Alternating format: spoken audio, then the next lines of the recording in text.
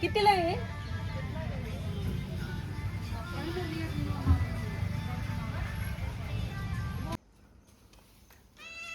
आत यायचंय, आत यायचंय, घरात यायचंय. हा, काय काम आहे घरात सगळ्यांचं? सगळ्यांचं काय काम आहे घरात? हा, आगाऊपणा करताय ना चौघं मिळून. देवपूजा करताय ना तर आतच घेतलं असतं तुम्हाला. ए दगडू, सोने कुठं चालली तू?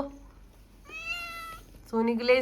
रोज सकाळी उठल्यानंतर अशी सर्कस तर मला बघायला मिळतेच आणि खरंच त्या पिल्लांकडे बघून खूप छान वाटतं. इटुकली पिटुकली एवढी छान पिल्ला आहेत ना, ती खेळत असतात. हळूहळू ज्यांनी ज्यांनी मागितलेत ना त्यांना ती देणारच आहे. थोडी मोठी व्हायची वाट बघत होतो. आज जेवणामध्ये ना मस्त मोडाच्या मटकीची भाजी बनवायला लागले होते. तसं तर तुम्ही काल माझ्या व्लॉगची आतुरतेनं वाट बघितली असेल. बऱ्याच ताईंच्या कमेंटसुद्धा येतात, ताई तुझा आज मोठा व्लॉग आला नाही म्हणून. पण तुम्हाला जर माहिती असेल, डेली व्लॉग बघत असाल तर 4-5 दिवस झालं माझी थोडी तब्येत ठीक नव्हती, त्यामुळे मला काही शूट करण्याची इच्छाच होत नव्हती. म्हटलं चला आज थोडंसं शूट घेऊया, कारण तुम्ही सगळे एवढे आतुरतेनं वाट बघता आणि रोज सवय झालेली असते आपल्याला एकमेकाला. तुम्हाला मला बघण्याची सवय झालेली असते आणि मला तुमच्या रोज गोड कमेंट वाचण्याची सवय झालेली असते. त्यामुळे मलाही चुकल्यासारखं वाटतं की रोज ह्या ताईंची आज कमेंट आली नाही, बऱ्या असतील का असं वाटतच असतं नेहमी. जेवणामध्ये छान अशी ना मोडाच्या मटकीची आज भाजी बनवली होती. ह्याची काही मी रेसिपी आज शेअर केली नाही. त्यानंतर डायरेक्ट संध्याकाळी शूट करायला घेतलं होतं. कुठे गेलं पिल्लू? कशी पळते ती.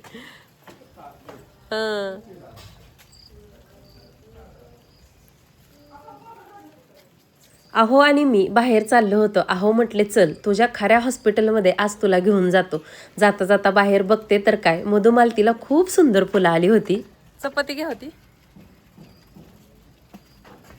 कसं फिरतंय डुगडुगू होती इथं. द्या. ती कुठे गेलं काय की?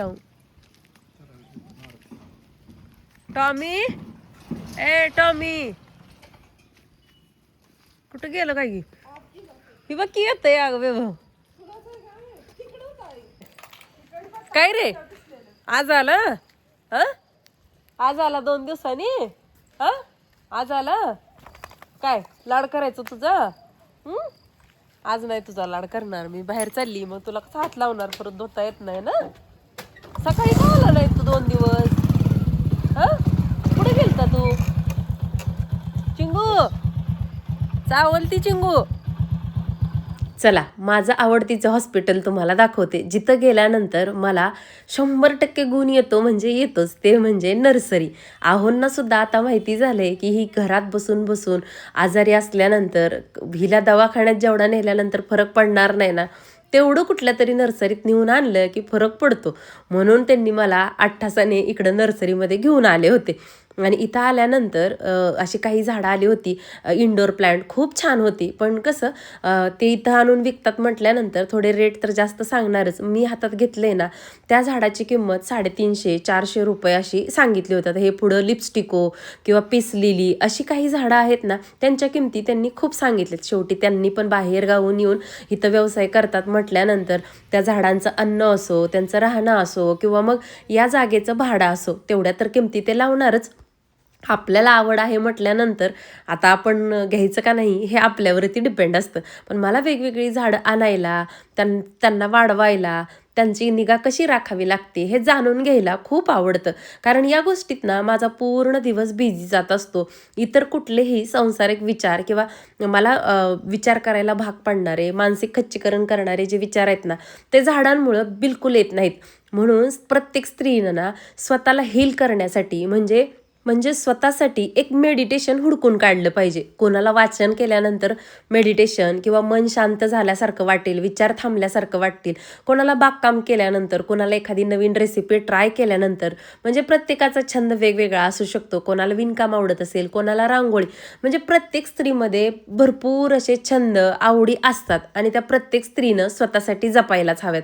आणि मला पण अगोदर ही गोष्ट समजत नव्हती, पण हळूहळू कळायला लागले की मला इथं गेल्यानंतर शांतता मिळतीये किंवा मला जे सुख आहे ना, एका सोन्याच्या दुकानात नेलं ना, कितीही काही जरी घेतलं ना, जे समाधान वाटणार नाही ना, ते मला एखाद्या नर्सरीत जाऊन 4 झाडं घेऊन आली किंवा एक जरी झाड घेऊन आली ना, ती मला शांतता भेटते. म्हणून प्रत्येक स्त्रियांनी ना, आपल्याला कशातून शांतता मिळते ना, ती शोधली पाहिजे. म्हणजे आयुष्य ना आपलं खूप सुंदर बनतं. इथं बघा छान अशा ना महादेवाच्या पिंड वगैरे पण आल्या होत्या, कारण आता श्रावण येतोय, श्रावणामध्ये पूजेसाठी पिंड वगैरे लागतात. त्याचसोबत ना जास्वंदीचे खूप सुंदर सुंदर रंगसुद्धा आले होते. आणि हे समोर लेव्हेंडर म्हणजे जांभळ्या रंगाचं फुल दिसतंय ना, ते आहे बेगमबहार. ह्याचं रोप मी आणलं होतं बरं का आपल्या घरी, पण हे सीझनल आहे. म्हणजे त्या त्या ऋतूमध्येच ते झाड वाढतं आणि फुलं पण त्याच ऋतूमध्ये येतात, नंतर ते झाड मरतं. आणि बघा इकडं ना ही लेव्हेंडर रंगाची जास्वंद सुद्धा तिथं होती. खूप सुंदर दिसते, त्याला भरगच्च फुलं आल्यानंतर हिरव्यामध्ये हे लेव्हेंडर रंगाचं कॉम्बिनेशन आहे ना, खूप छान दिसतं. पण मी काही यावेळी जास्वंद घेतली नाही, कारण जास्वंद म्हटलं की जास्वंदावरती मवा भरपूर येतो.